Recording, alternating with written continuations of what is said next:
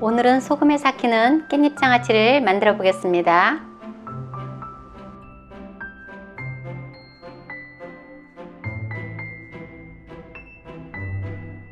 깻잎은 씻어서 물기를 빼주세요. 그리고 깻잎이 흐트러지지 않게 재봉실로 묶을 거예요. 묶어 보겠습니다. 바느질하는 실인데요, 이거를 깻잎을 묶을 거예요. 그래서 한 2뺨 정도 잘라주세요. 손에 잡힐 만큼 잡아갖고 이렇게 뒷면에다가 실을 딱 놓으세요. 그리고 엄지손으로 꼭 누르세요. 그리고 최대한 줄기 끝부분에다가 이렇게 매듭을 하는 거예요. 그래서 이렇게 좀 해주시면 돼요. 한 번만. 2번도 할 필요 없어요. 이렇게요. 이렇게 줄기를 가지런히 한 다음에 뒤를 딱 돌려요. 그래갖고 실을 놓고 엄지손으로 꼭 누르고 돌려요. 바트게. 그래서 이렇게 한 매듭을 묶어주면 돼요. 이런 식으로.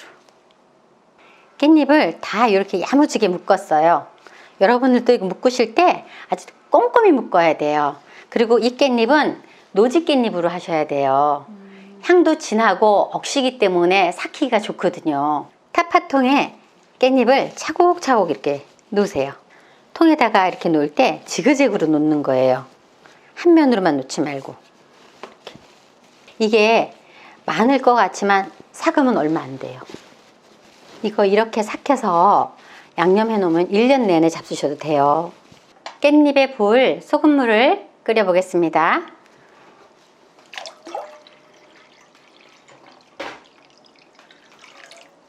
소금은 수북히 2스푼만 넣으세요.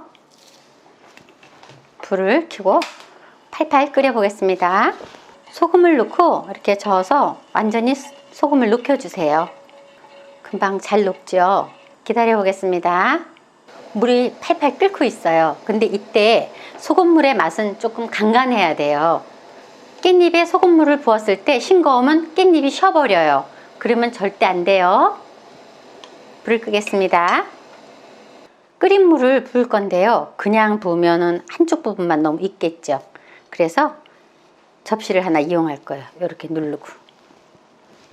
그래갖고 이제 접시에다가 물을 떨어뜨리세요.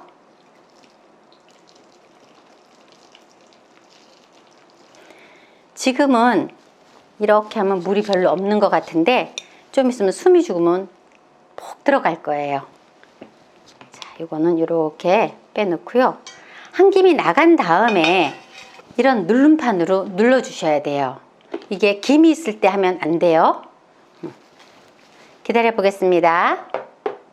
이런 누름판이 있으면 좀 눌러주면 더 좋겠죠?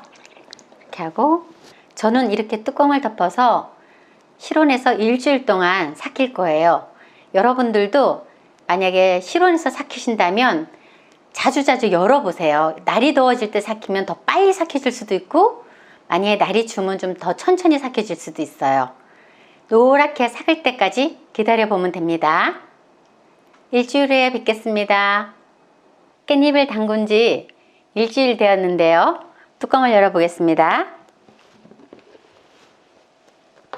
이렇게 위에 있는 부분만 검해요. 근데 괜찮아요.